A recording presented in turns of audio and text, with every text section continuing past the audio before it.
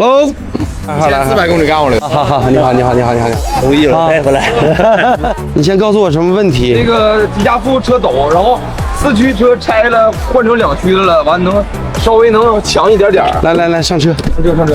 把开容都在的，开起来抖，完超过60-70迈的时候就抖。啊，好，没有问题。开个现在来，主搁这儿呢。你拆了你怎么开了？这不4驱吗？啊，变成2驱。前面摘了，它不就也能开吗？那不可能啊！你拆了以后，叉5就正常就不动地方了。4驱的前面拆的照样走啊。那是不可能的。拆的不是传动轴呗，就是不是就他拆来了。4驱的轴呗，那就是。这是前驱传动轴，但是你拆了以后，这个车就不走道了。那这不还走了？那咋回事？那说明你分动箱烧死了。谁给你出的主意啊？分动箱里边有组片，如果把它拆掉以后，它识别的应急模式，那个片就跑在路程以后就烧了。这分动箱啊？对呀，你这真牛逼！谁给你出的主意？这是？都邪乎呗，强哥，要不能找你来吗？这不是开玩笑一样的吗？开玩笑啊，强哥！哎呀，我的妈呀！这不扯起来？开能开，这哪行？这是？看还有没有？急加速，强哥，你试试。我看你视频看太多了，然后我就感觉好像类似于像耦合器坏了啊，我自己猜的。是这个，哎，好，耦合器坏了啊，耦合器坏了是吧？对，确定。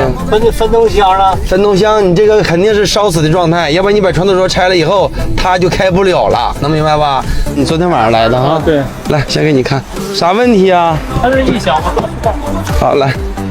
慢一点，它有颠簸的时候它就会。好，不要着急，多把脉吧。是这声吗？再慢一点更明显。对，不动。听到了吗？听到了吧？好，平衡杠响哈，平衡杠吊杆。是怎么造成的呢？没有说怎么造成的，有些车可能跑10万8万的人家才坏，这个也取决于你这个路面。你比如说你是城市路面，它相对来比就能轻一点，能明白我意思吧？对，所以它这个使用寿命是不同的。啥问题呀，铁子？我有2个大问题。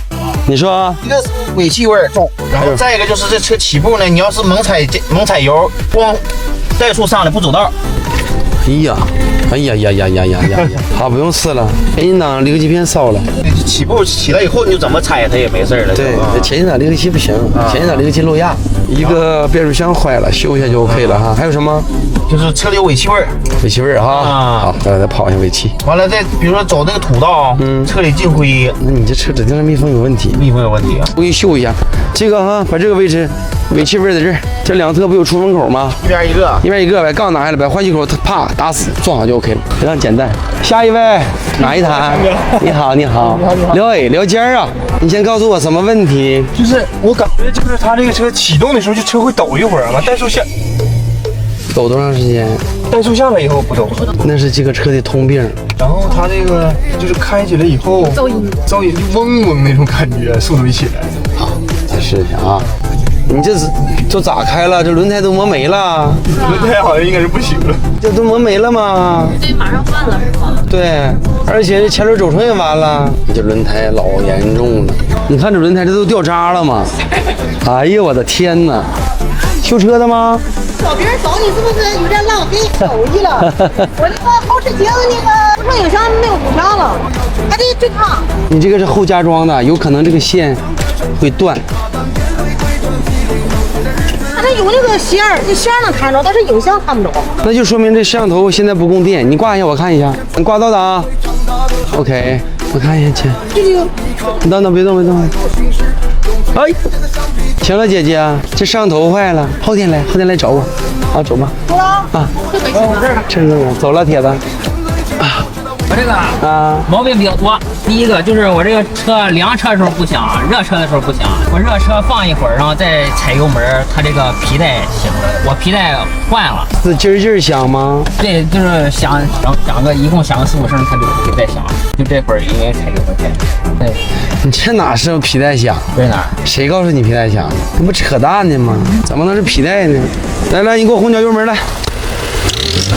好了 ，OK 了，再来。好 ，OK， 好了，这边有个叫消音器的支管垫漏气。什么垫？排气支管垫。排气支管垫。对。哦。就这么简单，你换100条你也解决不了。它一会儿就不响了。它一会儿不响了，这是因为热胀冷缩，胀它就胀死了。啊，对对对。能明白吧？还有就是一会儿怠速的时候，你听就是那个跟你看平时撬缸的动静，还是说那个气门不是？能听见那动静吗？马上就听出来了。我觉得你这是正齿轮响，正齿轮啊，可变正齿轮。对我研究了好几个问题，我还听着像机油泵似的。机油泵不会响，外边声儿大。对，呱呱呱呱呱呱呱呱呱呱，正齿轮响。对，呱呱呱呱。嗯，对，正齿轮响，这车通病全坏，轮缓冲不行。啊，这不来了吗？对，就是对，啪啪啪。这边响。对，这边。就在这儿，正齿轮完了，就发动机正齿链条磨损了，稳链轮磨损了，熄火吧。